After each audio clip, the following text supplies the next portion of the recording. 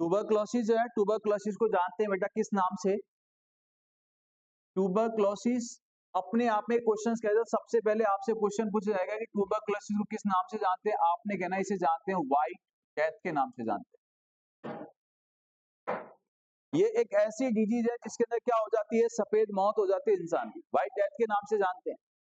इसके बाद में क्वेश्चन आपका बनेगा कि which disease also known as, ऐसी कौन सी डिजीज जिसे जाना जाता है सोशल बैरोमीटर के नाम से जानते हैं?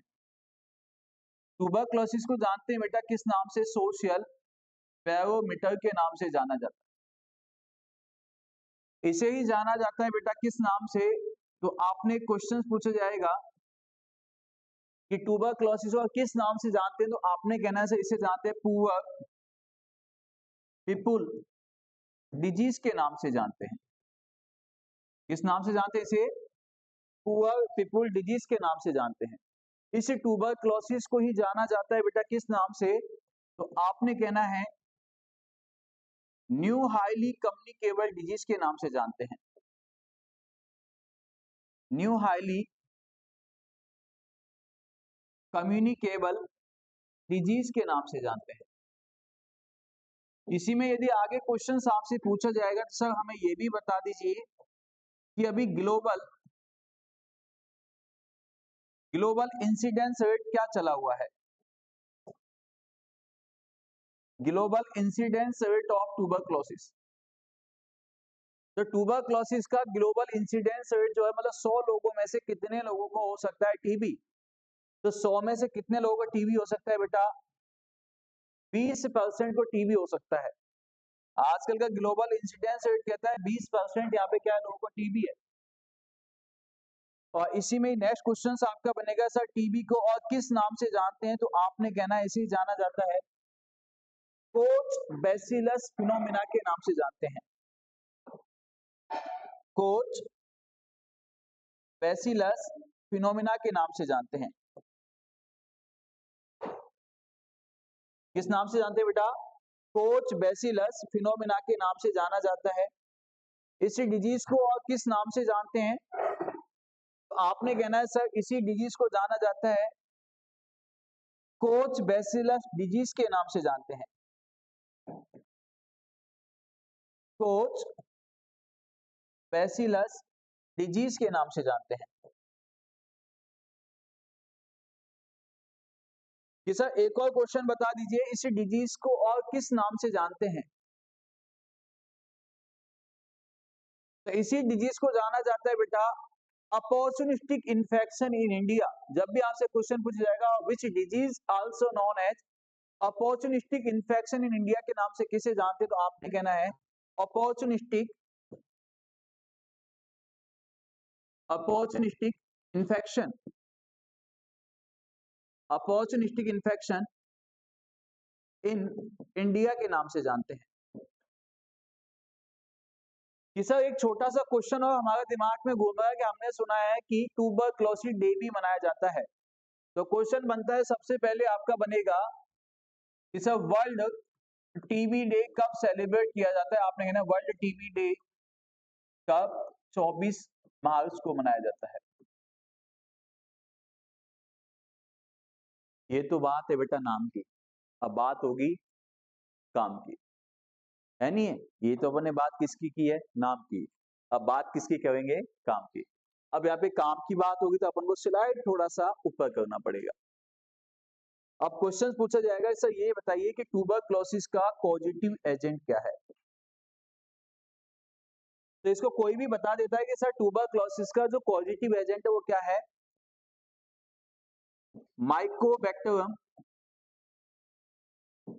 माइकोबैक्टीरियम टीबी है। सीधा लिख दिया मैंने शॉर्ट में। अब नेक्स्ट क्वेश्चन आपका ये बनेगा सर माइकोबैक्टीरियम टीबी की खोज किसने की? तो आपने कहना है बेटा जी mycobacterium TB discover by Robert Koch. अब जब रोबर्ट कोच का नाम आ ही गया है तो हमें क्वेश्चन से ये पूछा जाए कि रोबर्ट कोच जी को किस नाम से जानते हैं? तो रोबोट कोच को जाना जाता है, robot coach also called, robot coach also called father of, robot coach also called father of, किस नाम से? तो आपने सुना होगा रोबोट कोच को किसके फादर के नाम से जानते हैं बेटा? यहाँ पे किसके नाम से? बैक्टीरियोलॉजी के फादर के, रोबोट कोच को किसके फादर के नाम से जानते हैं बेटा? बैक्टीरियोलॉजी के फादर के नाम से जानते हैं। बैक्टीरिया की जो खोज की थी सबसे पहले किसने की थी बेटा? Robot coach. सेकंड क्वेश्चन आपका पूछा जाएगा, रोबोट कोच ने और क्या काम किया? तो आपने कहना है कि सर रोबोट कोच ने ही सबसे पहले जो देखा था, फर्स्ट टाइम स्टेनिंग टेक्निक को जो लेके आया था वो भी कौन था? Robot coach. First time staining technique, staining technique, staining technique introduce by, staining technique introduce by.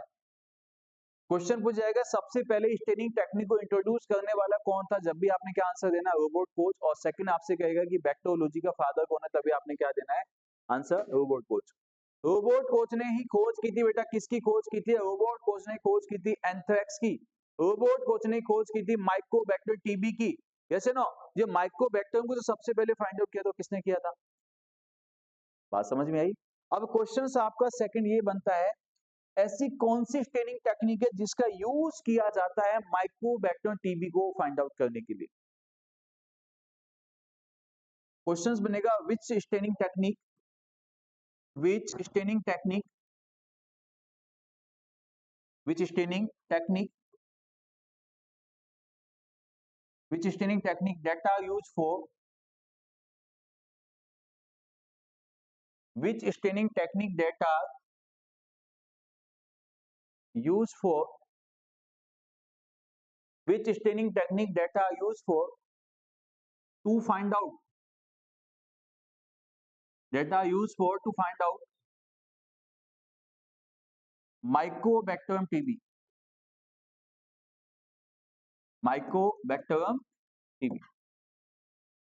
कि सब माइकोबैक्टीरियम टीबी को फाइंड आउट करने के लिए कौन सी स्टेनिंग टेक्निक का यूज किया गया? तो आपने कहना है सर स्टेनिंग टेक्निक का नाम आता है कौन सा?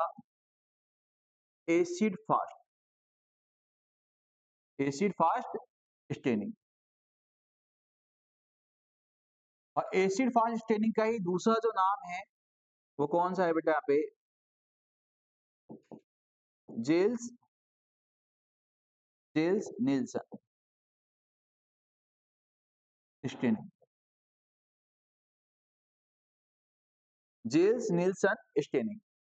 और जेल्स नील्सन स्टेनिंग का जैसे यहाँ पे नाम आया तो आपने इसको शॉर्ट में कह देना सर, इसे जानते हैं जेड एन स्टेनिंग के नाम से भी जानते हैं। अब नेक्स्ट क्वेश्चन पूछा जाएगा कि यहाँ पे कौन से कलर की डाई या सॉल्यूशन का यूज किया गया था एसिड फास्ट और नॉन एसिड फास्ट को डिफरेंशिएट करने के लिए? कौन से सॉल्यूशंस का यूज किया जाता है?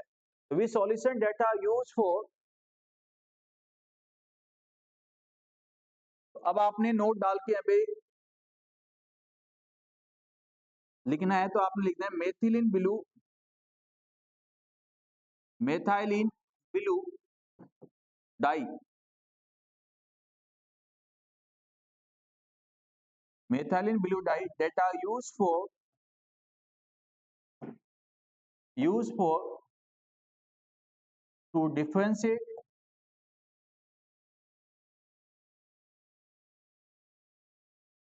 methylene blue dye that are used for to differentiate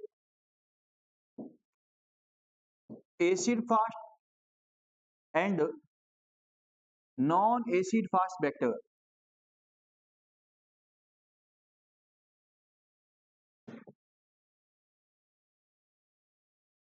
question पूछा जाएगा जब एसिड फास्ट स्टेनिंग किया जाता है तो हमें कैसे पता चलेगा लास्ट सॉल्यूशन कौन सा होता है एसिड फास्ट और नॉन एसिड फास्ट को डिफरेंशिएट करने के लिए? आपने क्या कहना है? मेथिलीन ब्लू डाई का यूज किया जाता है। किसका यूज किया जाता है? Methylene blue die. जब इसको रंगने के बाद में माइक्रोस्कोप से देखा जाता है कलर चेंज हो गया है तो क्या है? एसिड फास्ट नहीं हुआ तो क्या है बेटा यहाँ पे नॉन एसिड फास्ट। यस, मतलब ऐसे हिसाब से जो देखा जाता है। अब सेकंड नंबर पे अपन देखते हैं, जैसे ब्लू कलर की डाई का अपन ने यूज किया।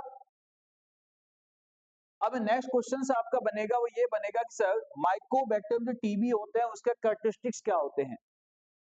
तो यहाँ पे नोट डाल के फिर से नोट डालना है, आपने लिख देना है कैरेक्टरिस्टिक्स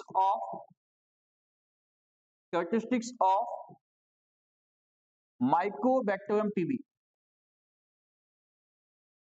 माइकोबैक्टीरियम टीबी के कैरेक्टरिस्टिक्स क्या क्या हैं, इसकी विशेषताएं क्या है, इसके कैसे पता चलेगा माइकोबैक्टर टीबी ये है। तो सबसे पहले माइकोबैक्टर जो टीबी होता है वो कैसा होता है बेटा जी, एसिड फास्ट होता है। बोलो भाई क्या होता है, एसिड फास्ट होता है। इसको जिंदा रहने के लिए मुलाकात से काम नहीं चलता, इसको जिंदा रहने के लिए किसकी आवश्यकता होती है, ऑक्सीजन की आवश्यकता होती है। ये तो गाना बनाने वाले बना के चले गए, जिंदा रहने के लिए एक मुलाकात की जरूरत है।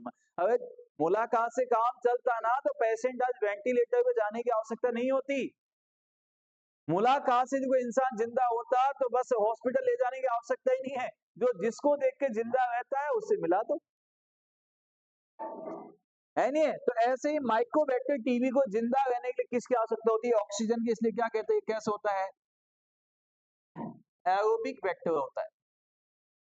एसिड फास्ट होता है, एरोबिक होता है, लेकिन इसमें मूवमेंट नहीं होता है। कैसा होता है बेटा, ये नॉन मोटाइल होता है। यदि इसकी आकृति को देखें, इसके शेप को देखें तो कौन से शेप में होता है, तो आपने कहना है सर कौन से शेप में होता है, रोड शेप में होता है। अब यदि क्वेश्चन आपका सीधा से पूछा जाए सर स्टेनिंग टेक्निक, तो जेड एन स्टेनिंग है। यदि आप क्वेश्चन सेकंड कहा जाए कौन सा कल्चर मीडिया के माध्यम से, आपको पता है कि इसमें क्या किया जाएगा, कल्चर मीडिया किया जाता है इसकी ग्रोथ को देखने के लिए। तो 9 से 2021 के क्वेश्चन पे चलते हैं अपन। और तीसरा क्वेश्चन यहाँ पे कहता है which culture media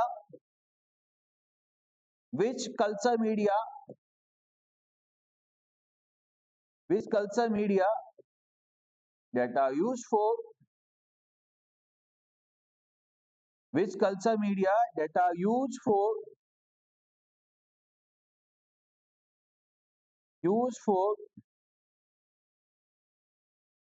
the mycobacterium TB। मैं सीधा लिख दिया बेटा MTB, समझ जाओगे। माइकोबैक्टीरियम टीबी के लिए कौन सा कल्चर मीडिया का यूज किया गया।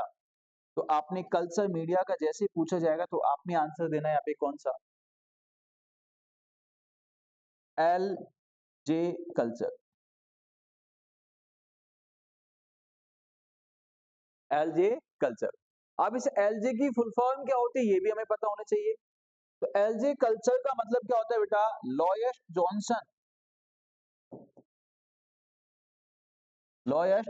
Johnson culture media.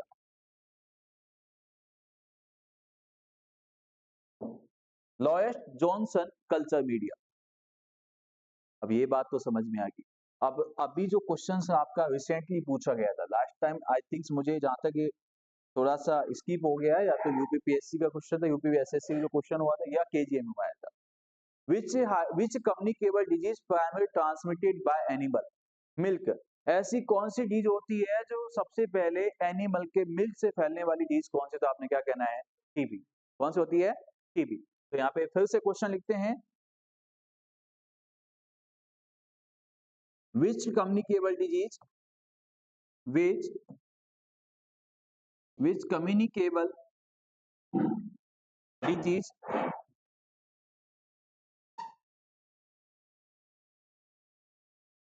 primarily transmitted by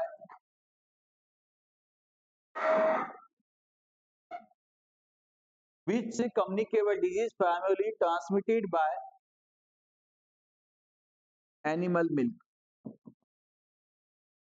ऐसी कौन सी कम्युनिकेबल डिजीज होती है जो सबसे पहले फैलती किसके माध्यम से, एनिमल मिल्क के माध्यम से सबसे पहले कौन सी डिजीज फैलती है। यदि कोई एनिमल क्या है बेटा, अफेक्टेड है, और अफेक्टेड है और उसका दूध यदि किसी ह्यूमन बीइंग ने पी लिया तो क्या हो जाएगा भाई, डिजीज होने के चांसेस आते हैं। तो कौन सी होती है बेटा यहाँ पे, कौन सी, टीबी। अब एनिमल्स के अंदर कौन सा टीबी सबसे ज्यादा अफेक्ट करता है? भाई माइकोबैक्टर ट्यूबरकल बेसिलस जो होता है ये तो किसको अफेक्ट करता है? ह्यूमन बीइंग को अफेक्ट करता है। लेकिन एनिमल्स और बर्ड के अंदर कौन सा होता है? तो कौन सा होता है बेटा यहाँ पे? तो which species of the mycobacter TB mostly occur in animals या बर्ड पॉपुलेशंस? तो आपने कहना है कि पक्षियों के अंदर जो होता है या एनिमल्स में जो होता है वो कौन सा होता है? तो माइकोबैक्टरम बोवियस होता है। कौन सा होता है? Mycobacterium bovis.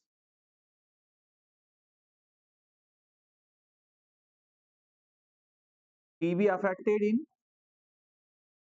TB affected to animal. Animals के अंदर कौन से टीबी अफेक्ट करता है? तो आपने क्या कहना है? माइकोबैक्टरम बोवियस।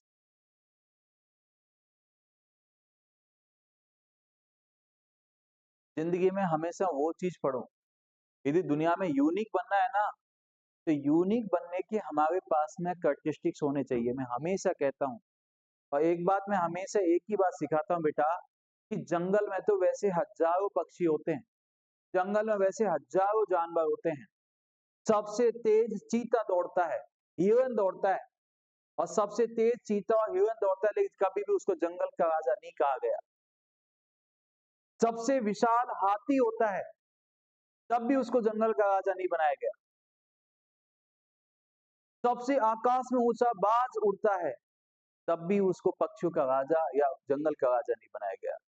और एक ऐसा जो ना तो बॉडी में विशाल है, ना तेज भाग सकता है, ना किसी चीज को कैच कर सकता है, तब भी उसको जंगल का राजा कहते हैं। वो कौन होता है? शेर होता है। ना जिसका बॉडी है, ना वो भाग सकता है, मतलब कि ना उसकी स्पीड है, ना पकड़ सकता है, किसी चीज को कैच नहीं कर, जब भी उसको जंगल का राजा कहते हैं। क्यों?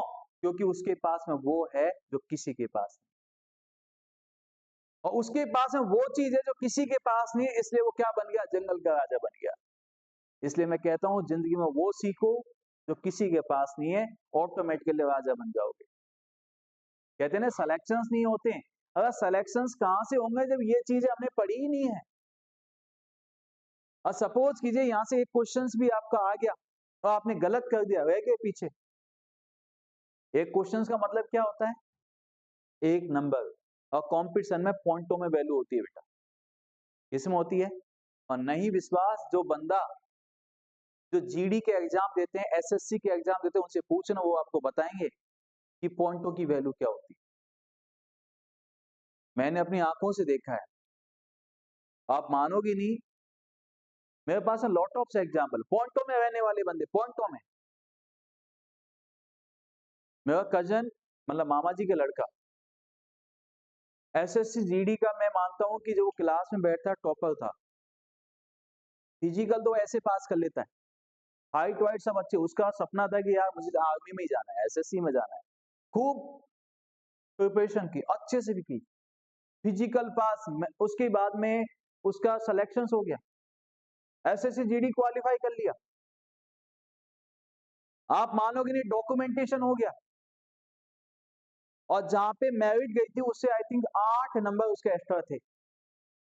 घर वाले खुशी मनाने लग गए थे, बस अब तो बेटा आर्मी में जाने वाला, क्या दिक्कत है, इसका मेडिकल भी हो, medical pass, test pass, physical pass, सब कुछ पास। बस इंतजार क्या था कि ज्वाइनिंग लेटर आएगा, बस ज्वाइनिंग होने वाले। मैं कहता हूँ आसपास के गांव ना, जो क्षेत्र था वहां पे तो हल्ला हो गया, अरे भाई साहब बंदा एसएससी जीडी में लगने वाला है। लग गया आर्मी में। उसने भी सपने सजा लिए, आर्मी में लगने के बाद में पेट्रोल पंप का फॉर्म भर दूंगा, ये भर दूंगा, बहुत बड़े बड़े ड्रीम्स बना दिए। ज्वाइनिंग लेटर से पहले एक फाइनल लिस्ट आई, उसको ये पता था कि मुझे 8 नंबर ज्यादा कोई रोक नहीं सकता, 8 से 10 नंबर ज्यादा थे। जब फाइनल मेरिट लिस्ट आई तो बेटा कहते हैं ना, वास्तव में जिसने मेहनत की उसको पता होता है। वो 0.25 नंबर से रह गया था, आधा भी नहीं, 0.25 नंबर से। और मैं कहता हूं जितने भी उसने ड्रीम देखे थे, सपना, सपना उसका सपना सपना बन के रह गया। उसके बाद इतना हताश हुआ कि अब मैंने जॉब करनी ही है। जब अपने आप को जब डाइवर्जेंस लेके गया, जो मैं पहले आपको बताया कि मैं एचएम का काम करता था, होटल मैनेजमेंट काम किया, हम दोनों मिलके काम करते, मैं क्लास भी लेने जाता था और एचएम का काम भी संभालता। तो उसका जो रिजल्ट आया, मैंने आपसे मुझसे कहा मैं भाई मैं तो टीचर बन गया, कोई बात नहीं है, तू आराम से कमा खा मजे कर। मैं कहता हूँ आज वो उस काम, कहते हैं ना काम कोई भी छोटा या बड़ा नहीं होता है बेटा, उस काम को शिद्दत से करना आना चाहिए, उस काम को दिल और मेहनत से करना आना चाहिए। कोई भी काम छोटा या बड़ा नहीं होता। मैंने तो कबाड़ बेचने वाले का भी नाम सुना है कि फलाना कबाड़ी दुनिया का नंबर 1 है। और मैं कहता हूं आज एचएम के काम से ही, यदि आज पहले जो अच्छा घर नहीं था, अच्छा कुछ नहीं था, मात्र 2 साल के अंदर दोनों भाइयों ने, बड़े मामा जी के लड़के ने और छोटे मामा जी, दोनों भाइयों ने मिलकर एचएम का काम किया। और मैं कहता हूँ जयपुर के अंदर, भीलवाड़ा के अंदर, यदि आज भीलवाड़ा के अंदर जाओगे तो सीधा नाम चलता है। 2 साल के अंदर उनके गांव की सबसे बड़ी जो मकान बनाया, दोनों भाइयों ने बनाया, एक ने इधर बना दिया, एक ने इधर बना दिया। और आज यदि कोई यदि उस रास्ते से निकलता है ना, हाईवे से, मतलब मेरा महुआ टाउन है और हिंडौन के बीच से जब जाते हैं ना, तो सबसे पहले जो गांव आता है, तो रोड पे से दिख जाता है दोनों भाइयों का मकान, ये दोनों भाइयों ने बनाया। मैं कहता हूँ मेहनत इतनी शिद्दत से करो, यदि फेल होने का मतलब है कि बेटा यहाँ पे फर्स्ट अटेम्प्ट इन लर्निंग, आपने किसी चीज को पहली बार को सीखने का कोशिश किया, फेल हो गए, और फेल होके हमेशा के लिए छोड़ो, उसे फेलियर कहते हैं। एक जगह से कामयाबी नहीं मिलती है ना, तो हताश नहीं होना है, दूसरी जगह अपना ऑप्शन ढूंढो, कामयाब ऑटोमेटिकली हो जाओ। उसका बड़ा भाई था, बीटेक किया हुआ था, सिविल इंजीनियर बनने का सपना था, वास्तव में मेहनत बहुत अच्छी की, दोनों भाइयों की किस्मत खराब, उसे कहता हूं मैं किस्मत, 0.4 नंबर से आता। जो एक अपने आप को सिविल इंजीनियर बनने वाला बंदा, जो वास्तव में आज मैं उसको कहता हूँ कि भाई ये फलाना क्वेश्चन है, इसका आंसर बना के भेज, वो मुझे ऐसे कि भाई 10 मिनट हो, मैं भी बना के भेजता हूँ। मैं तेजी सिंह जी को कुछ भी हो ऐसे बाएं हाथ से कर देते हैं। नहीं कहते ना, जब किस्मत माड़ी होती है ना किसी की, तो ऐसे ही होता है। तो बेटा यूनिक चीजें सीखो। नर्सिंग ऑफिसर बनना है ना, कम समय में बनना है, ज्यादा मेहनत मत करो, इतना पढ़ाकू भी मत बनो कि हमारा दिमाग फेल हो जाए। मैंने अभी देखा है कुंभ के मेले में, है ना, इतने साधु महात्मा गए, इतने बड़े बड़े साधु बन के घूम रहे, वो कहता है मैंने बीटेक किया, मैंने IIT किया, मैंने फलाना किया है, तो बाबा क्यों बना? धोखा मिल गया। सारा मतलब निचोड़ एक पे ही जाता है कि इतने बड़े बड़े ब्रिलियंट पर्सन जो बच्चे थे, वो इंग्लिश टू इंग्लिश बोलते हैं, वो आज बाबा बन के घूम रहे हैं। क्यों? माइंड डाइवर्जेंस, अपने से ज्यादा वैल्यू देना किसी को। तो जिंदगी में दो ही चीजें रखो, कामयाब होना है ना, किसी से मतलब उतना रखो जितना अपना काम है, किसी को ऊपर डिपेंडेंसी मत रखो अपनी, कामयाब हो जाओगे जिंदगी में। और डिपेंडेंसी जिस दिन बन गए ना, अपना काम जितना हो सके जिंदगी में खुद करना सीख दो, अपने आप को सेल्फ डिपेंडेंट बना लो। मैं कहता हूँ दुनिया में आपको कोई नहीं हरा सकता, और जिस दिन अपने आप को, यदि आपने किसी के ऊपर डिपेंडेबल बना लिया, आप हर दिन अपने आप से भी हार जाओ, दूसरे से तो हार नहीं, कामयाब हो जाओ। 3 महीने आपके पास, कितने महीने? क्वेश्चन यहीं से ही आएगा, अब तक जो बताया एक क्वेश्चन यहाँ से आएगा, ठीक है ना। अभी तो मैंने सिर्फ इंट्रोडक्शन की बात की है, अब मैं आपको लेके चलता हूँ कि सबसे पहले एनिमल्स में कौन सी टीबी अफेक्ट करती है, माइक्रोबैक्टरम बोवियस। अब सेकंड अपन चलते हैं कि सर यहाँ पे अब हमें ये बता दीजिए कि वास्तव में टीबी का इंक्यूबेशन पीरियड कितने दिन का होता है। तो बेटा टीबी का जो इंक्यूबेशन जो पीरियड होता है, तो आपने कहना है सर टीबी का इंक्यूबेशन जो पीरियड माना जाता है कितने दिन का? 7 to 14 डेज का माना जाता है। इसका यदि सीपी जो होता है, सीपी का मतलब कम्युनिकेबल जो पीरियड होता है बेटा जी, वो कितने दिन का होता है? आपने कहना है 2 से 3 वीक का बोल दीजिए, 2 वीक भी चलेगा, 3 वीक भी चलेगा, अपने हाथ में कम ज्यादा कर। रूट ऑफ ट्रांसमिशन कौन सा रूट से होता है? टीबी रेस्पिरेटरी रूट से होता है। अरे भाई रेस्पिरेटरी रूट से ही होता है नहीं है? तो किससे होता है बेटा यहाँ पे?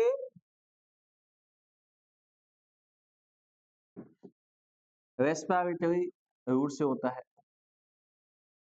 मोड ऑफ ट्रांसमिशन, तो आपने कहना है sir droplet, nuclei, close contact, droplet, nuclei, close contact, और कैसे हो सकता है ये? एयर बॉर्न हो सकता है। नेक्स्ट सीजन, तो बेटा सबसे ज्यादा कौन से सीजन में होने के चांसेस होते हैं? तो मोस्टली इन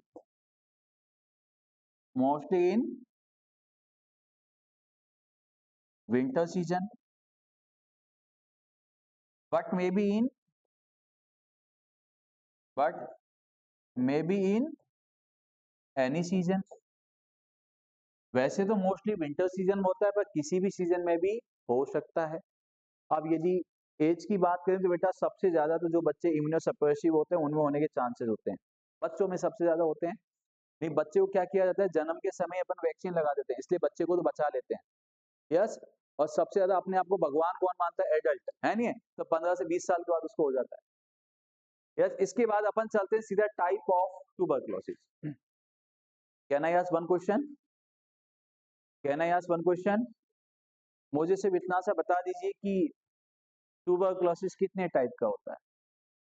छोटा सा क्वेश्चन है। How many type of tuberculosis, कितने होते हैं? 6। एक आंसर आया सर, टीबी तो 6 टाइप का होता है। वास्तव में किसी ने यदि आपको 6 टाइप का बताया, वास्तव में तो भगवान मानता हूं उसको, है नहीं है? कि कम से कम 6 तो बता के चला गया। बेटा अनिशा कितने टाइप का होता है? 6 में से 2 पढ़े हैं। हाँ बेटा साक्षी, टीबी कोई टाइप का नहीं होता है। अच्छा चलो, आप मेरे से कितने की पढ़ने की उम्मीद करते हो? 2, 5, 8, 10? क्या मैं क्या साइंटिस्ट हूँ? 10?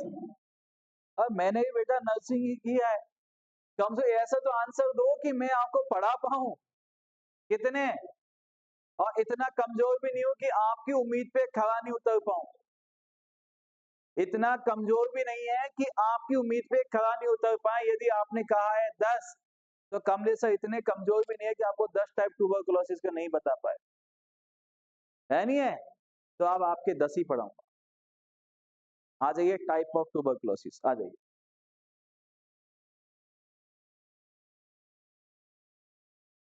आगे पढ़ा दूं? आप तो कह दो, अपने आप में टाइप बनाना, तो कोई छोटी मोटी बात नहीं है ना, बच्चे पढ़ते हैं ऐसी। आ जाओ, टाइप ऑफ ट्यूबरकुलोसिस।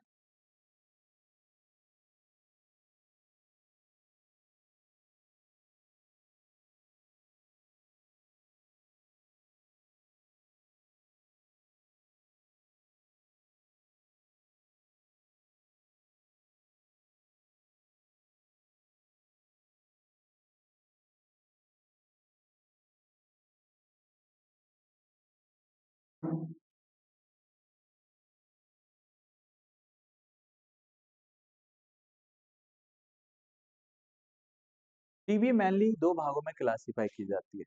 आप टेंशन मतलब 10 ही पढ़ाऊंगा, है नहीं है? लेकिन जब भी क्वेश्चन पूछा जाएगा कि टीबी को मेनली कितने भागों में है, तो बेटा टीबी तो मेनली 2 ही भागों की होती है। कौन कौन सी होती है? 2 ही टाइप की होती है। कौन कौन सी? एक होता है पल्मोनरी टीबी, एक होता है एक्स्ट्रा पल्मोनरी। पल्मोनरी टीबी एक कौन सा होता है बेटा पे? Extra pulmonary TB. Pulmonary TB और एक्स्ट्रा पल्मोनरी टीबी। अब बेटा पल्मोनरी जो टीबी होता है, जिसके अंदर पल्मोनरी कौन होता है बेटा? लंग्स। ऐसा ट्यूबरक्लोसिस जो ओनली सिर्फ और सिर्फ अपने लंग्स को अफेक्ट करे, और लंग्स को जो अफेक्ट करता है उसे क्या कहते हैं बेटा? Pulmonary TB. TB only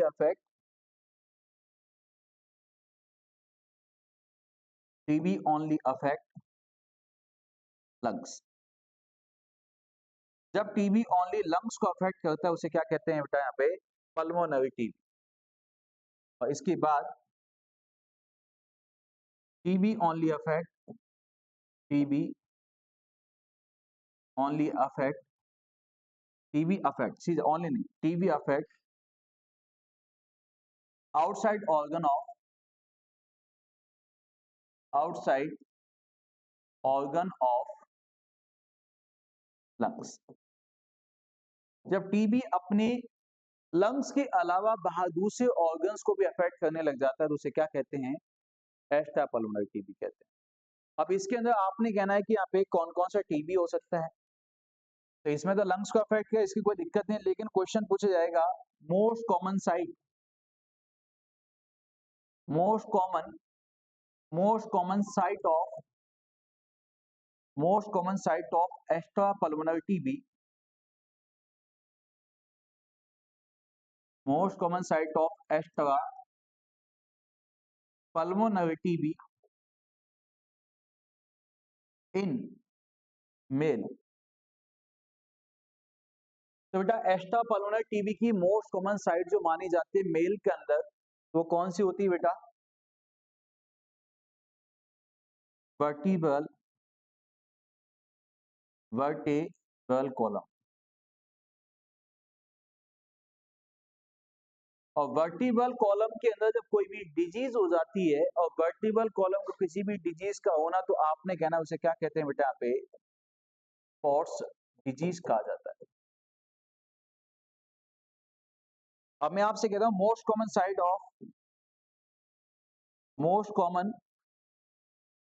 common site of extra pulmonary TB,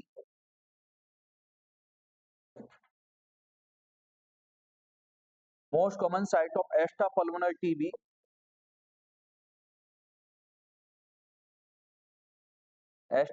TB in female. बेटा फीमेल के अंदर एक्स्ट्रा पल्मोनरी टीबी की सबसे मेन साइट कौन सी मानी जाती है, तो आपने कहना है कौन सी होती है बेटा, यहाँ पे fallopian tube, fallopian tube. Fallopian tube को इसमें क्या माना जाता है बेटा, यहाँ पे इसकी सबसे ज्यादा साइट मानी जाती है फीमेल के अंदर। अब इसके अलावा भी जो टीबी अफेक्ट कर सकता है, कौन कौन सी ऑर्गन्स को अफेक्ट कर सकता है, तो आपने देखो टीबी अफेक्ट कर सकता है, बोन को भी अफेक्ट कर सकता है, ब्रेन को अफेक्ट कर सकता है, मेनिंजाइटिस हो सकता है नहीं है, और लीवर को अफेक्ट कर सकता है।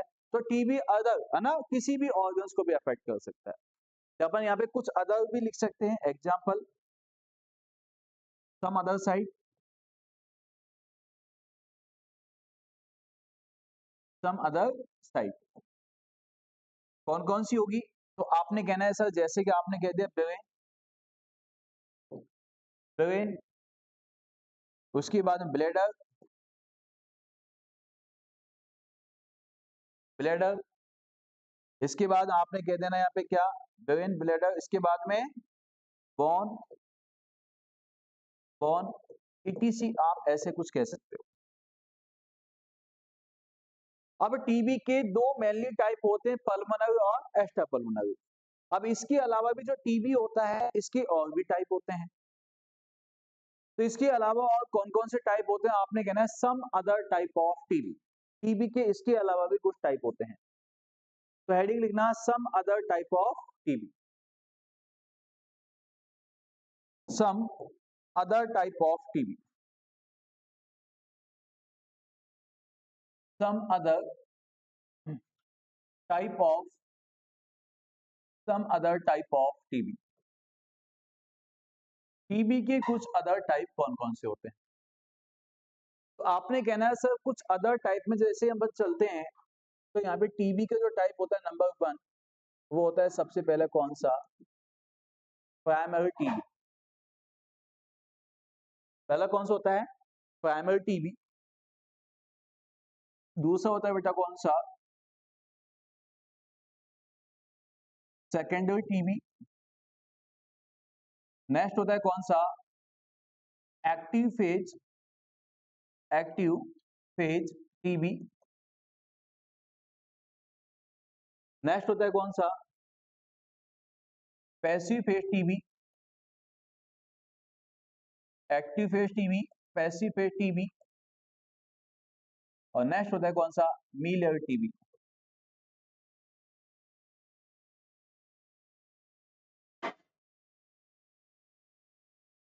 टीबी जो होता है कुछ अदर टाइप की मैं आपसे बात करें तो टीबी 5 टाइप का भी और होता है। कौन कौन सा होता है? प्राइमरी टीबी होता है, सेकेंडरी टीबी होता है, एक्टिव फेज, पैसिव फेज, और कौन सा होता है बेटा यहाँ पे?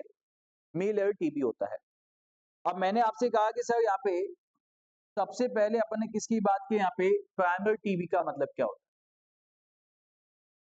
कोई भी पर्सन हेल्दी है, स्वस्थ है, मस्त है, उसको कफिंग जैसे फीलिंग हुआ, उसने खांसना स्टार्टअप किया, उसकी खांसी 2 वीक तक सही नहीं हुई है, उसको पहली बार जिंदगी में टीबी हुआ है, पहली बार कोई ऐसी इम्यूनोसप्रेसिव डिजीज हुई जिसके अंदर इम्यूनोसप्रेसिव हो गया था वो, तो उसे क्या कहते हैं? Initial occurring of TB when person immune power is strong, मतलब पहले से इम्यून पावर अच्छा था लेकिन पहली बार टीबी हो गया, उसे क्या कहते हैं बेटा? यहाँ पे प्राइमरी टीबी कहते हैं। तो क्या लिखना है? Initial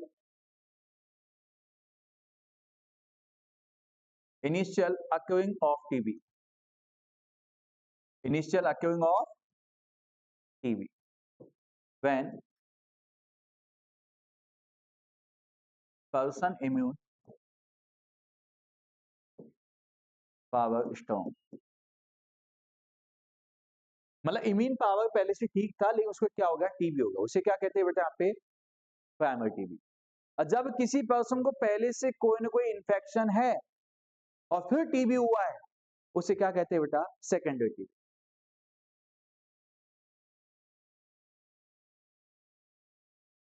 person already suffer by person already suffer by any type of infection, person already suffer by any type of infection, then after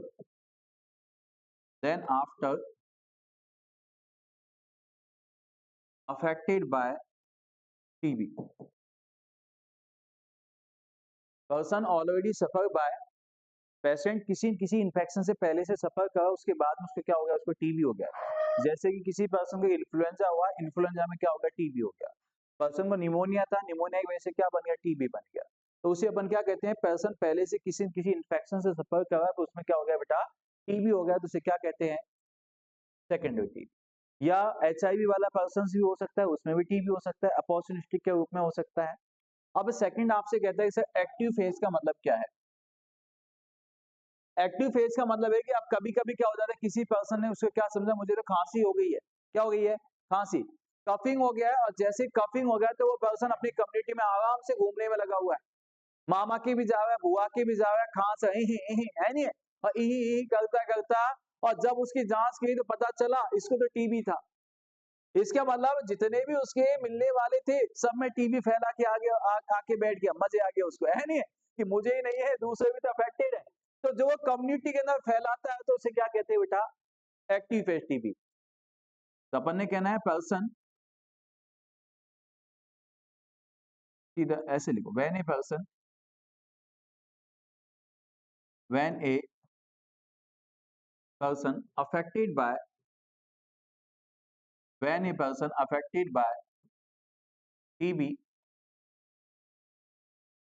and these are actively participate, and these are actively participate and these are actively participate in spreading of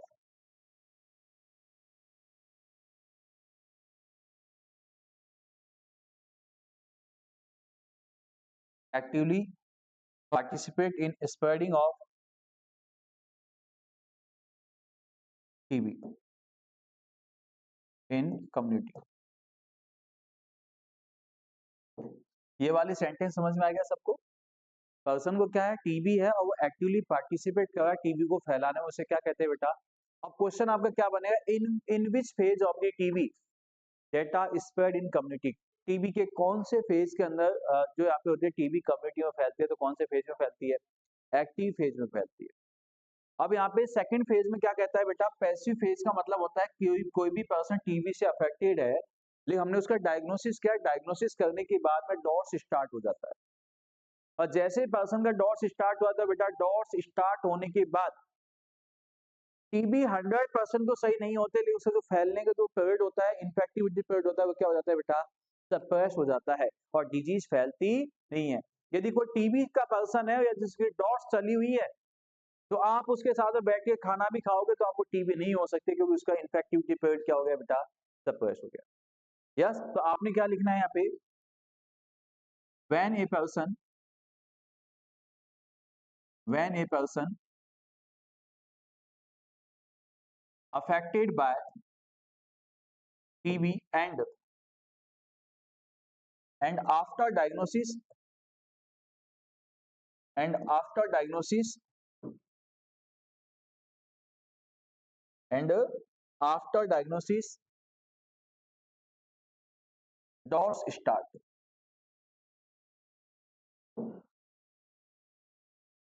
after start the dots,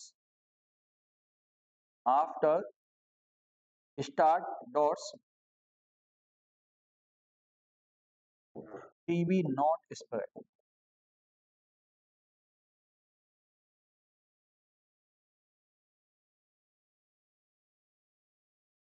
because क्यों नहीं फैलती है, because infectivity period of, because infectivity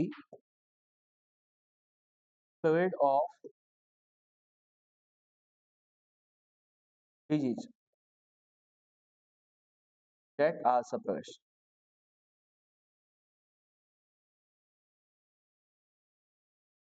सीधी सी कहानी मैंने आपको लिखी है ताकि आप इजी वे में किसी भी चीज को पढ़ सको, समझ सको। मैंने आपको बोला है जब पर्सन को क्या हुआ, टीबी हुआ, हमने उसके क्या की, जांच की, जांच करने के बाद में डॉट्स को स्टार्ट किया, डॉट्स को स्टार्ट करने के बाद में टीबी का फैलना बंद हो गया। क्यों फैलना बंद हो गया, क्योंकि उसका इन्फेक्टिविटी पीरियड क्या हो गया बेटा, सप्रेस हो गया। अब यदि आपसे क्वेश्चन पूछा जाएगा कि सर मिलर टीबी क्या होता है, ये तो नाम हमने पहली बार सुना है, ये पहली बार नहीं सुना है, जब से टीबी आई है जब से सुनना था, है नहीं है। तो सबसे पहले आपने कैसे, मिलर टीबी का मतलब क्या होता है, it is the converting phase of, it is converting phase of, it is converting phase of pulmonary TB to, it is converting phase of pulmonary TB to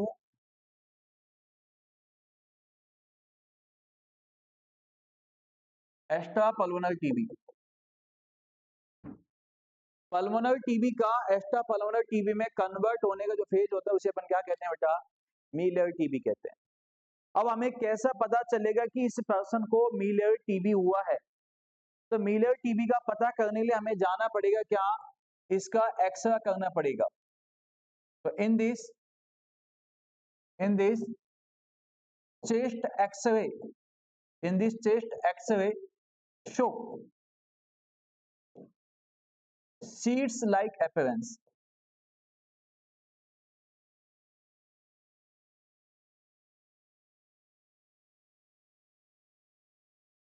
in this chest x-ray show seeds like appearance। इसके अंदर जो chest x-ray show करते हैं क्या show करते हैं बेटा, chest like appearance show करते हैं, मतलब सॉरी seeds like, मतलब चेस्ट एक्सरे किया तो कैसे मिलेगा उसको, सीड्स लाइक, दाने दाने दिखाई देंगे, जैसे बाजरे के दाने होते हैं ऐसे दिखाई देंगे, उसे क्या कहेंगे बेटा यहाँ पे, सीड्स लाइक अपीयरेंस। कैसे, मैं आपको बना के बता देता हूँ। दाना बनाना आता है आपको, ये सपोज कीजिए ये क्या है, क्या है ये ट्रेकिया, ये कैरोना जंक्शन है, अरे इतना तो जानते हो। ये क्या है बेटा यहाँ पे, अच्छा मैंने इसको कर्व क्यों बनाया, क्योंकि यहाँ पे हार्ट प्रेजेंट हो, ये कार्डियक नॉच होता है बेटा, क्या होता है, कार्डियक नॉच। ये चलो मैंने आपकी दोनों लेयर्स यहाँ पे ऐसे बना दी, आप भी खुश मैं भी खुश, आप खुश हो। अब मैंने आपसे कहा बेटा सबसे ज्यादा क्वेश्चन पूछा जाएगा कि पल्मोनरी जो टीबी होता है लंग्स के मतलब कौन से पार्ट को सबसे ज्यादा अफेक्ट करता है। तो टीबी जो है बेटा सबसे ज्यादा, क्योंकि ये बैक्टीरिया कैसे होता है, एरोबिक होता है, और सबसे ज्यादा ऑक्सीजन सप्लाई जो होती है लंग्स के अपर लोब में होती है। कौन से लोब में होती है? अपर लोब को सबसे ज्यादा अफेक्ट करता है। तो मैंने क्या किया, जब चेस्ट टेक्सचर देखा तो यहाँ पे ऐसे दाने दाने दाने दाने दिखाई देंगे, तो आपने कह देना है सर दाने दाने दिखाई देने लगे तो क्या हो गया, इसको मिलियर टीबी हो गया।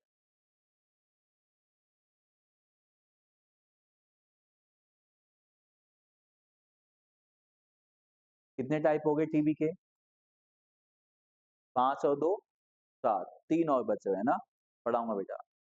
अब आ जाइए, उसको थोड़ा आगे देखेंगे, 10 टाइप तो बनाने पड़ेंगे ना मुझे।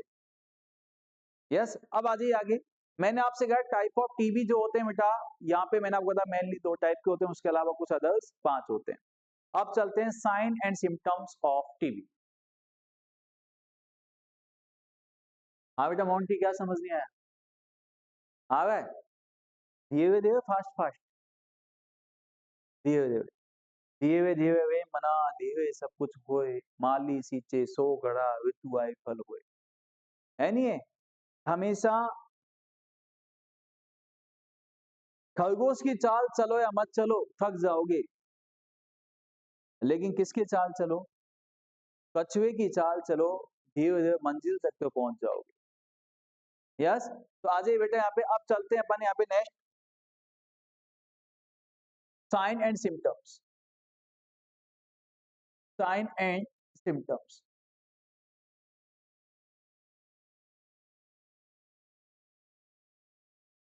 Sign and symptoms. सबसे पहले क्वेश्चन कहेगा which is the early sign of TB, which is the early sign of TB, early sign of TB. TB का अर्ली साइन क्या होगा? तो आपने कहना है अर्ली साइन में क्या आएगा, म्यूकोपोलेंट कफिंग, म्यूकोपोलेंट कफिंग देखने को मिलेगा। और म्यूकोपोलेंट कफिंग का मतलब क्या होता है बेटा जी? यहाँ पे खांसते समय म्यूकस का आना, और खांसते समय म्यूकस का आना उसे क्या कहते हैं बेटा? म्यूकोपोलेंट कफिंग कहते हैं। अर्ली साइन आपको देखने मिलेगा। और सबसे ज्यादा खांसते समय म्यूकस कब आएगा? इन मॉर्निंग, मॉर्निंग के समय आएगा। अब सेकंड आपसे कहेगा और कौन से सिम्टम्स आएगा, तो आपने कहना है सर इसमें मिलेगा लो ग्रेड फीवर देखने को मिलेगा। और लो ग्रेड फीवर का मतलब क्या होगा, कब होगा? तो आपने कहा हल्का हल्का बुखार कब होएगा? इवनिंग टाइम में ज्यादा होएगा।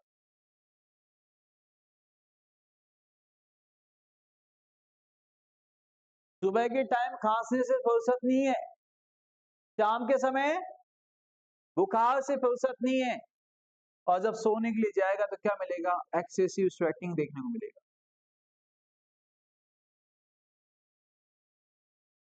तीनों शिफ्टों में तीनों चीजें चलती है नाइट टाइम। अब मैं यदि कोई इंसान को सुबह कह रहा हूं ले बेटा खाना खा ले, खाएगा क्या?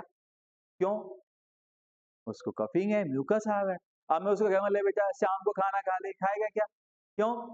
हो गया बुखार है, है नहीं? अब मैं उसका हाथ को उठा के कह रहा हूँ ले बेटा खाना खा ले, वो क्या कहेगा? पहले हो, है नहीं, पसीने पसीने। तो उसकी है ना जिंदगी, जिंदगी नहीं, जिंदगी क्या बन जाती है?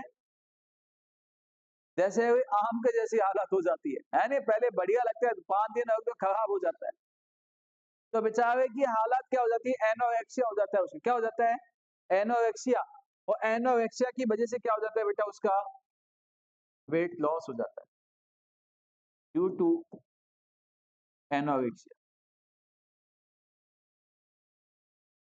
यदि छोटा सा क्वेश्चन आपके एग्जाम में दिमाग लगाता है कि what is the classical sign of the TB, TB के क्लासिकल साइन कौन कौन से होते हैं, तो आपने कहना है सर ये सबके सभी क्या है?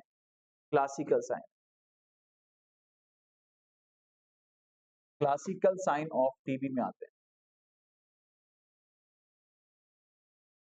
Classical sign of the TB में क्या क्या आएगा? म्यूकोपोलेंट कफिंग होगा, लो ग्रेड फीवर होगा, एक्सेसिव स्वेटिंग होगा, क्या रहेगा? Weight loss. बात समझ में आई सबको?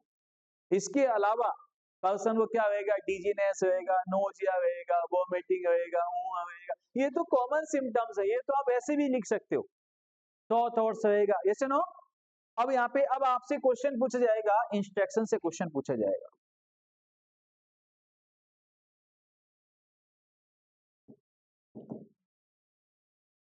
ये क्वेश्चंस लगातार प्रत्येक एग्जाम में आ रहा है, 2021 2022 9 सेट में कंटिन्यू आया और आज भी चला हुआ है। अब इंस्ट्रक्शन से क्या क्वेश्चन आएगा, क्वेश्चन समझिए।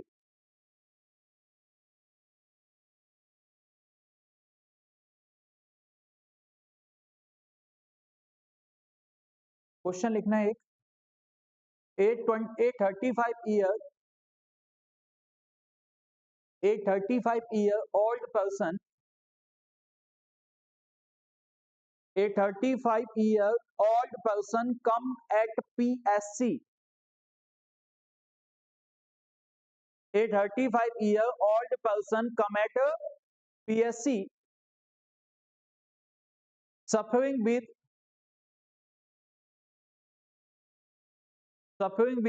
more than 2 weeks of coughing.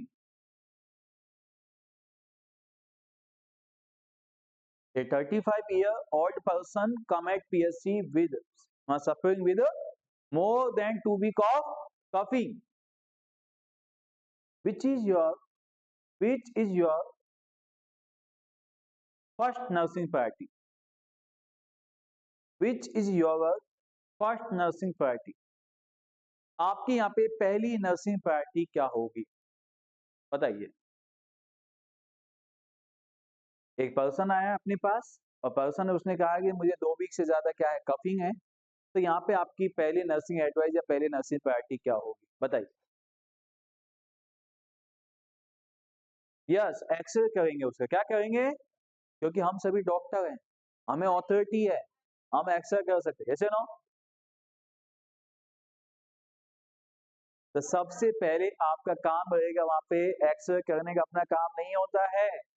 तो आप क्या करोगे बेटा यहाँ पे, तो पहले आंसर लिखना इसमें क्वेश्चन में, sample collection.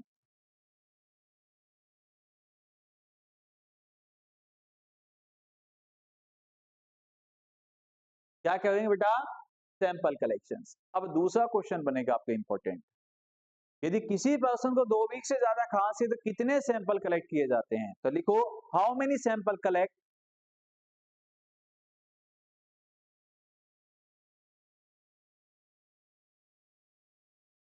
How many sample collect, how many sample collect in more than 2 week coughing of person,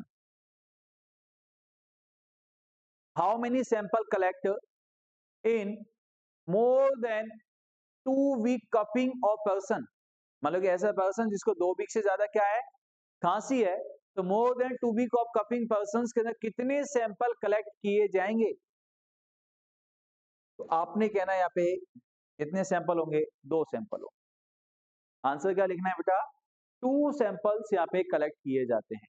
और 2 सैंपल में कौन कौन से, अब आपने लिखा है 2 सैंपल, कितने सैंपल, 2 सैंपल। अब 2 सैंपल कब, पहला सैंपल तो वो पर्सन जिस हालात में जिस भी कंडीशन में आया है, on spot present in hospital, जिस कंडीशन में आया उसी कंडीशन में क्या ले लो, पहला सैंपल ले लो। और दूसरा सैंपल कब लेना है, नेक्स्ट अर्ली मॉर्निंग, जैसे नो। तो पहला सैंपल तो कब लेना है, on spot, present in hospital, present in hospital. जब वो पर्सन पहली बार हॉस्पिटल जैसे प्रेजेंट हुआ है तो ऑन स्पॉट तभी ले लो। और दूसरा कब लेना है, नेक्स्ट मॉर्निंग।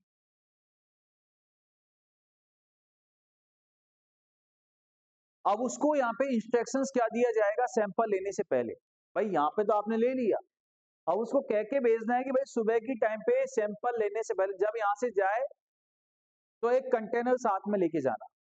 कंटेनर मतलब क्या है, स्पूटम कंटेनर साथ में लेके जाना, उसको हाथ में देके भेजना है डब्बी को, यस। और जैसे अब मैं स्पुटम कंटेनर हाथ में लेके भेजा, उसको बोला है सुबह के टाइम जैसे ही आप उठो तो बिना टूथब्रश किए, बिना चाय कॉफी नाश्ता किए, यदि आपको यूज करना पड़े तो सिर्फ और सिर्फ यूज कर सकते हो प्लेन वाटर का। बाकी किसी भी ठंडा गर्म कोई भी चीज आपने नहीं लेना है। और क्या लेना है, सुबह सुबह जो आपके गले का इमरत जो निकलेगा उसको डब्बे में डाल के लिया। इमरत का मतलब क्या है, स्पुटम जो आएगा उस स्पुटम को लेके आना, और उसमें फिर हम देखेंगे कि आखिर तुझे खांसी सही क्यों नहीं होती है। क्वेश्चन आएगा कि यहाँ पे कौन सा इंस्ट्रक्शंस आपके लिए बेस्ट रहेगा किसी भी पर्सन के स्पुटम सैंपल लेने से पहले। पहला क्वेश्चन आएगा कब लेते हैं, नेक्स्ट मॉर्निंग। और इंस्ट्रक्शन क्या दोगे, कोई भी ठंडा गर्म कोई भी चीज आपने लेना नहीं है। उसके बाद क्या लेके आना है, सैंपल लेके आना। अब ये जो दोनों सैंपल जो आपने कलेक्ट किए हैं, अब इन दोनों सैंपल में कल्चर मीडिया करा के देखा जाता है। और कल्चर मीडिया का मतलब क्या होता है, reproduce the growth of micro organism. उस माइक्रो ऑर्गेनिज्म को एक ऐसा इन्वायरमेंट दिया जाता है जिसमें वो अपने आप को बहुत ज्यादा रिप्रोड्यूस कर सके, मल्टीप्लाई कर सके। तो मुझे बताइए कौन सा सैंपल में सबसे ज्यादा ग्रोथ देखने को मिलेगी, नेक्स्ट मॉर्निंग वाले।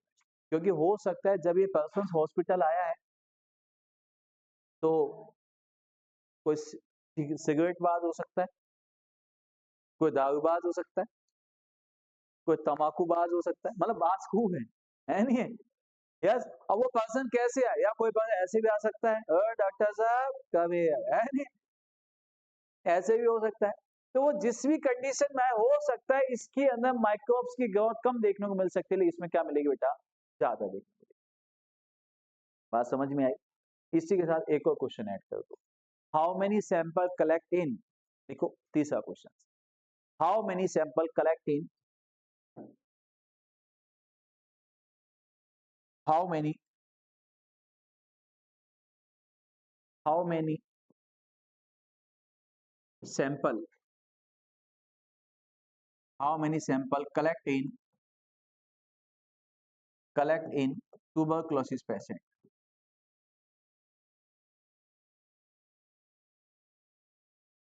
ट्यूबरक्लोसिस वाले पेशेंट के अंदर कितने सैंपल कलेक्ट किए जाते हैं, अब मुझे आंसर दीजिए इसका,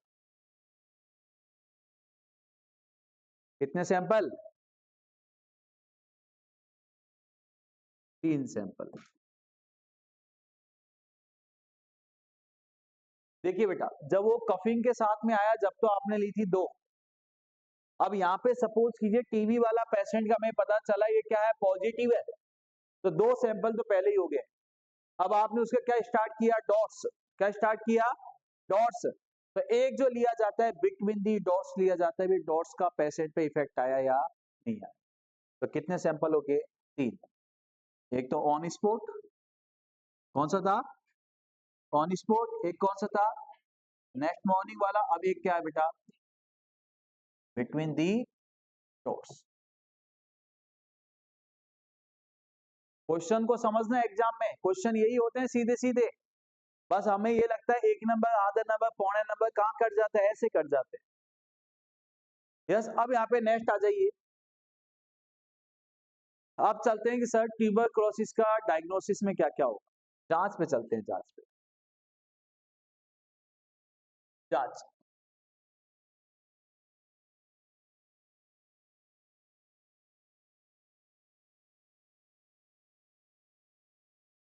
जांच। तो डायग्नोसिस के यहाँ पे आपने कहना है, क्वेश्चन पूछ जाएगा which is the early diagnosis of, या which is the early scanning of TB, which is the, which is the early screening test of, which is the early screening test of TB। TB का early screening test कौन सा होता है, तो आपने कहना है कि सर टीबी का अर्ली स्क्रीनिंग जो टेस्ट होता है कौन सा होता है, तो आंसर देना है बेटा यहाँ पे कौन सा, मॉन्टेक्स टेस्ट।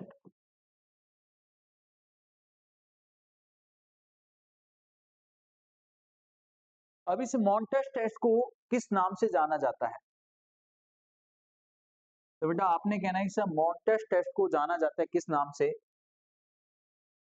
ट्यूबरक्लिन टेस्ट के नाम से जानते हैं। ट्यूबरक्लिन टेस्ट के नाम से जाना जाता है। अब ट्यूबरक्लिन, अब मुझे क्या कोई बता सकता है कि मॉन्टेस टेस्ट का यूज क्यों किया जाता है? भाई ये तो आपको सभी को पता है कि टीबी का कंफर्मेटरी डायग्नोसिस जो होता है वो क्या होता है? स्पुटम कल्चर होता है। ये आपको भी पता है, मुझे भी पता है। जब टीबी का ये कंफर्मेटरी डायग्नोसिस यदि क्या है, स्पुटम कल्चर है, तो मॉन्टेस टेस्ट की आवश्यकता क्यों पड़ती है? हाँ जी, हाँ बेटा खुशबू, वंशी का, शिवानी। यदि कंफर्मेटरी डायग्नोसिस हमारा क्या है बेटा, स्पुटम कल्चर होता है, तो मॉन्टेस टेस्ट क्यों किया जाता है? छोटा सा क्वेश्चन। यस, क्योंकि बेटा यदि किसी पर्सन को क्या हुआ, पल्मोनरी टीबी हुआ तो स्पुटम आ जाएगा, नहीं यदि किसी को एक्स्ट्रा पल्मोनरी टीबी हुआ तो स्पुटम कहां से आएगा? स्पुटम तो मैंने जहां तक सुना है उन्हें लंग से ही आता है। बात समझ में आई? तो आपने क्या कहना है? आपने कहना है दी टेस्ट, सबसे पहले इसकी खोज किसने की? आगे कहानी बाद में लिखा देंगे। तो फर्स्ट टाइम डिस्कवर बाय, कि सर हमें ये बताइए कि मॉन्टेस टेस्ट की खोज किसने की? तो मॉन्टेस टेस्ट की खोज किसने की थी बेटा? यहाँ पे वॉन टुरकोटे। मॉन्टेस टेस्ट की खोज किसने की थी बेटा? यहाँ पे वॉन टुरकोटे ने इसकी खोज की। और कब की थी बेटा? 1907 में। अब यदि अब सेकंड क्वेश्चन आपसे पूछा जाए कि इसका नाम मॉन्टेक्स क्यों पड़ा? भाई इन्होंने ट्यूबरक्लिन टेस्ट के नाम से खोजा था इसको, लेकिन इस टेस्ट को सबसे पहले इंट्राडर्मली देने का जो काम किया वो किसने किया? तो सेकंड क्वेश्चन कहेगा first time, first time intradermally, first time intradermally given by, इस टेस्ट को सबसे पहले इंट्राडर्मली किसने लगाया था? तो अब यहाँ पे आंसर देना है चार्ल्स मॉन्टेक्स। और कब? 1912, 5 साल लग गए थे। सबसे पहले इंट्राडर्मली जो इसको यूज किया था वो किसने किया था बेटा? चार्ल्स मॉन्टेक्स ने किया था। और इसकी खोज किसने की थी बेटा? वॉन टुरकोटे ने खोज की थी। और इसी के नाम के आधार पर इसका नाम क्या दे दिया गया? मॉन्टेक्स टेस्ट दे दिया गया। These tests are used for, these are used for to find out extra pulmonary TB।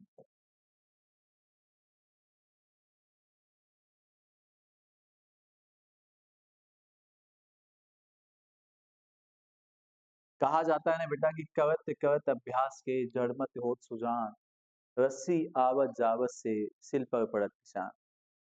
हमारी मेहनत ही धीरे धीरे छोटी छोटी जो मेहनत होती है यही इंसान को आगे बढ़ा देती है। एक छोटी सी कोमल से रस्सी कभी भी पत्थर को नहीं काट सकती है, लेकिन मैं कहता हूं वो कोमल से रस्सी को यदि डेली पत्थर पे घिसा जाए और डेली पत्थर पे घिसा जाए, डेली घिसा जाए, धीरे धीरे घिसा जाए, एक दिन वो कोमल से रस्सी पत्थर को काट देती है।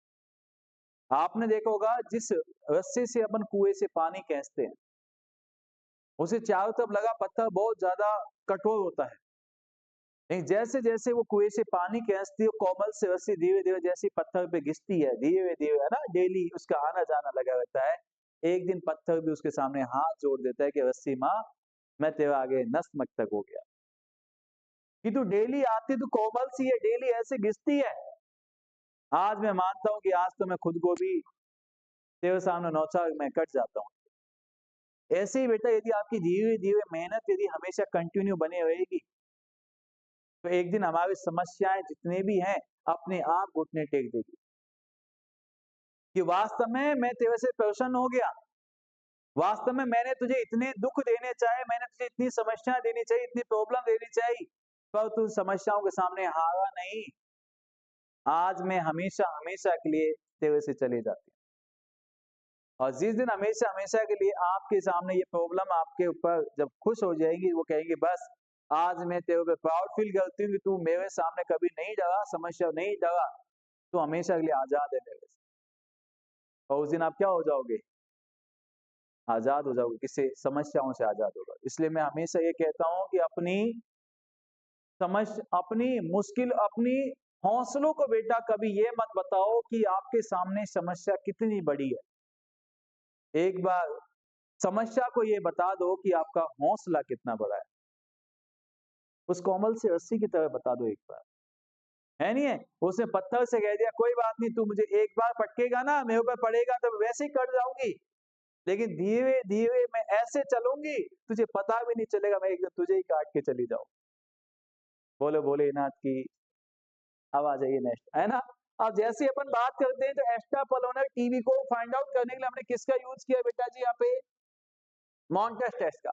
अब क्वेश्चन ये पूछा जाता है मॉन्टेस टेस्ट के अंदर कौन से सबस्टांस से सॉल्यूशन का यूज किया जाता है, तो आपने कहना है इन दिस टेस्ट यूज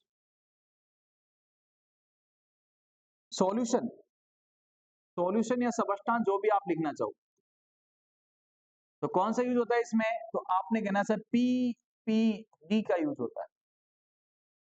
किसका यूज होता है? पीपीडी। पीपीडी का मतलब क्या होता है? Purify protein derivatives.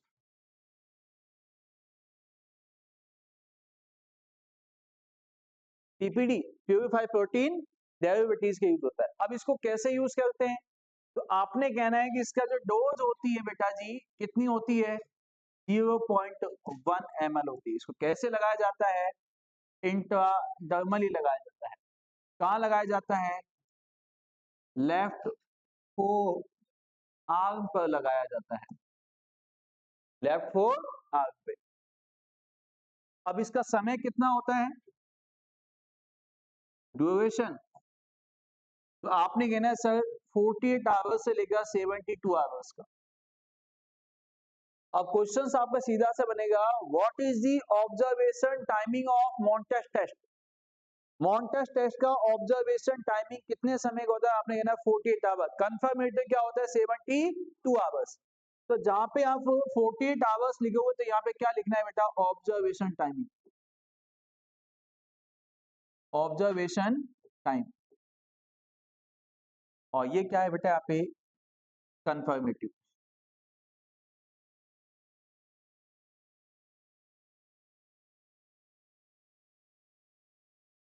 जब भी पेशेंट को, अब सुनना बेटा ध्यान से, जब भी पेशेंट को मॉन्टेस टेस्ट लगाया जाता है उसको यहाँ पे इंस्ट्रक्शंस देते हैं कि भाई जब आपके यहाँ पे क्या बनेगा, एरोला बनेगा या रेडिश कलर का पेचेज जो बनेगा उस पे खुजली हो सकती है, इचिंग हो सकता है, रेडनेस हो सकती है, स्वेलिंग हो सकती है।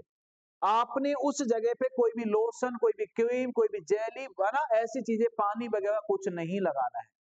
जैसे ना उसके इंस्ट्रक्शन क्या दिया जाता है? At site of the test, Mantoux test की साइट पे किसी भी टाइप का क्रीम, जेली, लोशन, पानी वगैरह कुछ भी यूज नहीं करना है। यस। अब यहाँ पे कैसे पता चलेगा कि हमारा टेस्ट सही है या गलत है? कैसे पता चलेगा? अब आपने कहना है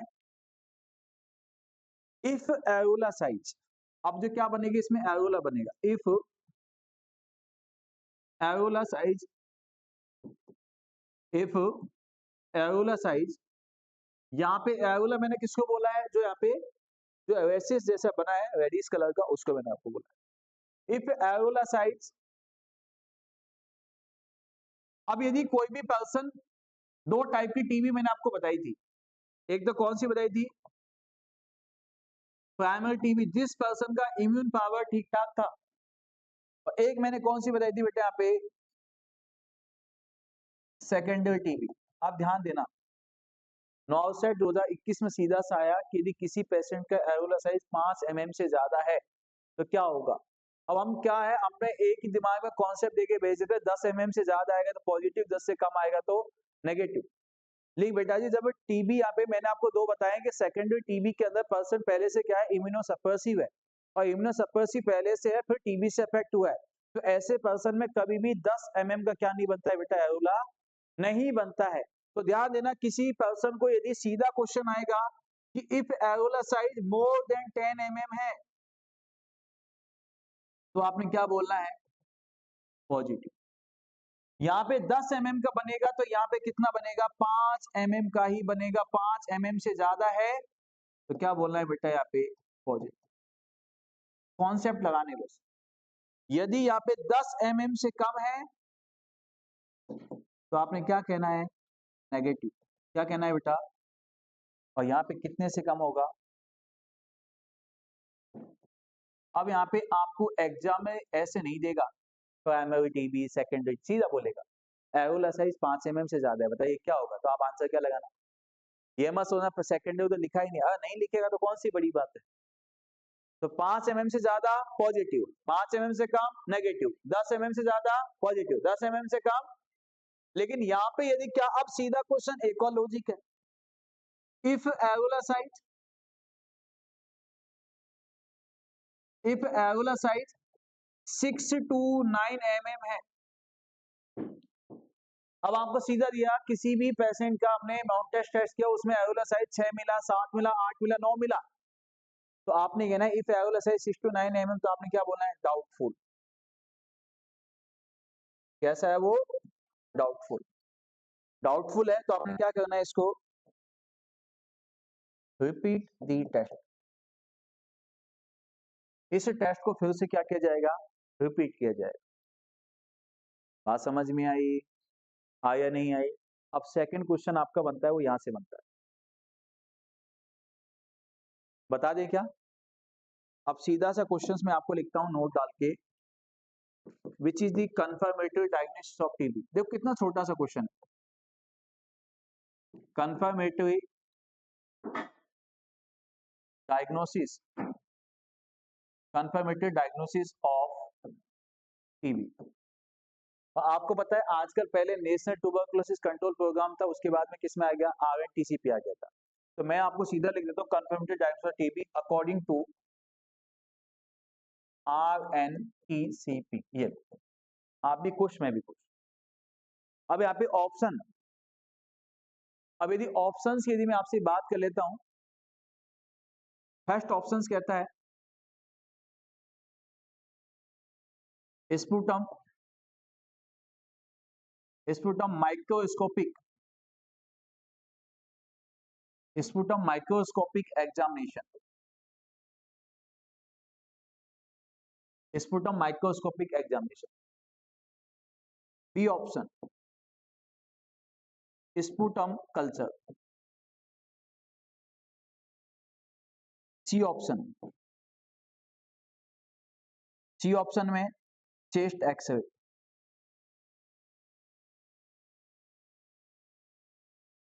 एक को लिखते हैं ई, डी ऑप्शन, ABCD, और डी में लिख देता हूं आपके लिए CB नाट। और CB नाट की फुल फॉर्म क्या होती है, yes, cartilage base nucleic acid, nucleic acid amplification,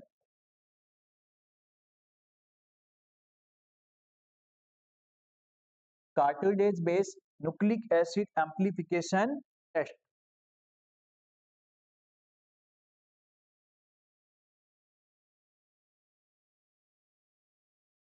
चलो आंसर दीजिए, which is the right answer, D. एक आंसर हमारे पास है क्या, क्योंकि नया नाम आया है ना। ए, ए वाले कौन है, बचपन से खूब पढ़ा है, कंफर्मेटरी डायग्नोसिस ऑफ टीबी। अभी मैंने बोल दिया था आपको बीच में भी, क्या होता है, स्पुटम कल्चर। और यदि एग्जाम में आया और हम लगा के आगे वहां पे क्या, स्पुटम कल्चर, तो बेटा हमने एक क्वेश्चन हाथ से गवा दिया। यदि हमें सीधा सीधा क्वेश्चन आया विच is the confirmative diagnosis of TB और स्पुटम कल्चर यदि लगा के आगे तो हमने एक क्वेश्चन आज से गवा दिया। अगर कल्चर करने के बाद में देखते किससे हैं, माइक्रोस्कोप से देखते, तो पहला यहाँ पे कंफर्मेटिव डायग्नोसिस में कौन सा जाएगा,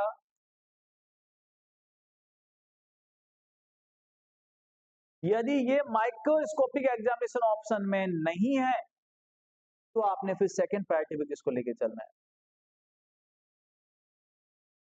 चेस्ट एक्सरे में किसको देखा जाएगा, तो जिस पर्सन्स के अंदर क्या हो जाती है बेटा, यहाँ पे टीबी हो जाता है, उसके लंग्स के अंदर लीजन्स बनने लग जाते हैं, और जब लीजन्स बनते हैं तो वहां पे जब लीजन्स दिखाई देंगे तो वहां पे एक सेल का फॉर्मेशन होता है।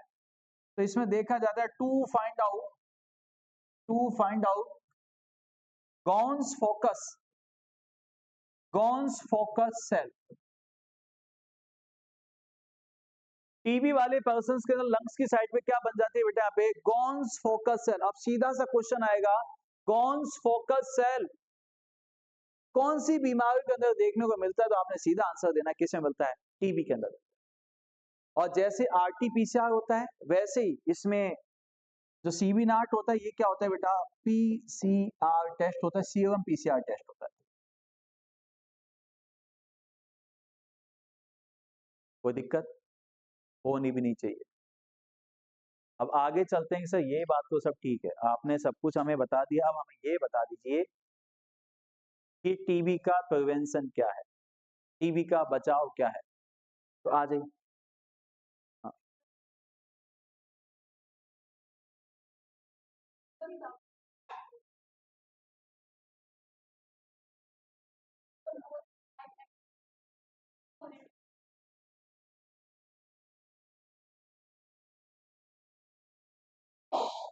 बेटा सीधा होता है जब आपको काउंटिंग 6 से लेकर 9 के बीच का काउंटिंग देगा।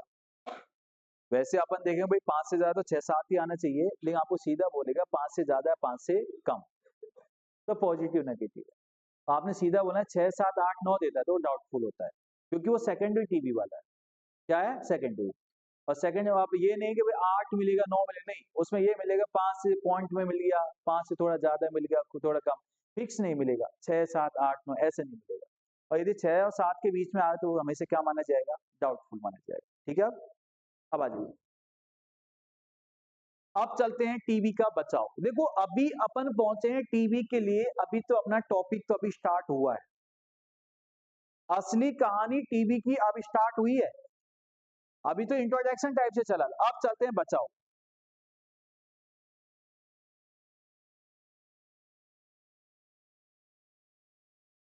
तो टीबी के बचाव में क्या दिया जाता है, तो आपको पता है सर, टीबी के बचाव में क्या देते हैं, बीसीजी वैक्सीन को देते हैं। और आपने कहना है सर बीसीजी की जो फुल फॉर्म होती है उसे क्या कहते हैं, बैसिलस कालमेटे ग्यूविन, GUERIN, ये स्पेलिंग देख लेना बस, बैसिलस कालमेटी ग्यूविन। कभी कभी क्या होता है, सीधा सा क्वेश्चन आता है बीसीजी स्टैंड फॉर, आप यहाँ पे आंसर लिख के आते हो बैसिलस, है ना, बैसिलाई, आपकी बुक में बैसिलाई दिया हुआ है, तो आपने क्या माना है, bacillus कालमेटे ग्यूविन।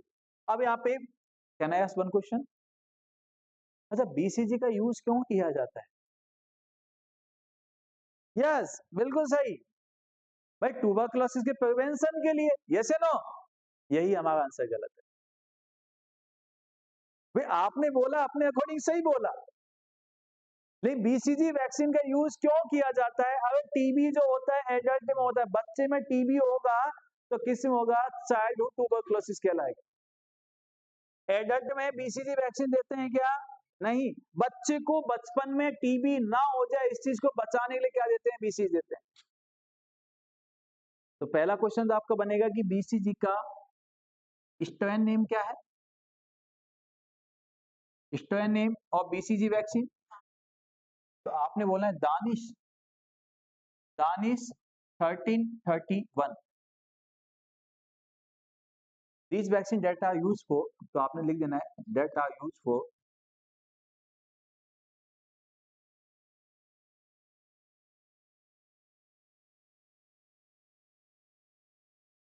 prevention of that are used for prevention of childhood tuberculosis। बच्चे को बचपन में टीबी ना हो जाए इसलिए लगाया जाता है बेटा बीसीजी वैक्सीन। यस, अब बीसीजी वैक्सीन को डाइल्यूट किसके साथ किया जाता है? BCG vaccine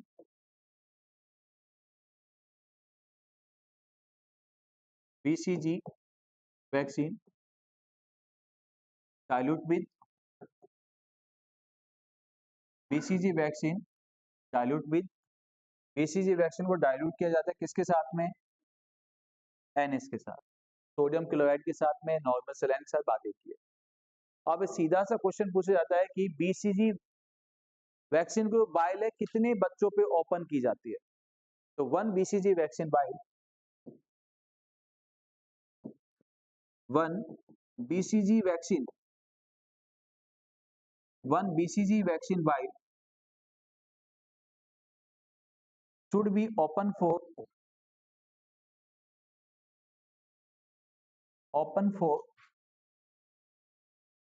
10 to 20 children. कम से कम पूछेगा तो 10 बच्चे, ज्यादा से ज्यादा पूछेगा तो 20 बच्चे। सेकंड आपसे क्वेश्चन पूछा जाएगा नेक्स्ट, बीसीजी वैक्सीन को डाइल्यूट कर लिया तो इसकी डोज क्या होगी? तो आपने कहना है कि सर एट बर्थ 0.05 ml इंटरडर्मल और कहां पे? लेफ्ट डेल्टोइड साइड पे, लेफ्ट डेल्टोइड साइड। सेकंड आपसे कहेगा इन इन्फेंसी एज में 0.1 ml, ये सब सेम है, इंटरडर्मल और लेफ्ट डेल्टोइड साइड। अब यहां से क्वेश्चन पूछा जाता है कि which vaccine that are leave permanent scar, ऐसी कौन सी वैक्सीन है जो परमानेंट स्कार छोड़ के चल जाती है? विच वैक्सीन लीव परमानेंट स्कार, ऐसी कौन सी वैक्सीन परमानेंट स्कार छोड़ के चली जाती है? नहीं है, कहते हैं ना जिंदगी से चले गए पर दिल में जगह बना के चले गए, उसे क्या कहते हैं? स्कार छोड़ के चले जाना। यस, तो उसे क्या कहते हैं बेटा? कौन सी वैक्सीन है? बीसीजी। कौन सी बेटा यहाँ पे? बीसीजी। यहां जाके आपका ट्यूबरक्लोसिस अभी मिडिल पार्ट पे पहुंचा है। यस, और यहाँ पे आपका मध्यांतर होता है। मध्यांतर का मतलब क्या होता है? क्या होता है? ब्रेक होता है, इंटरवल होता है। इंटरवल को क्या कहते हैं? मध्यांतर होता है। और फिर मिलते हैं आपसे 10 मिनट के बाद।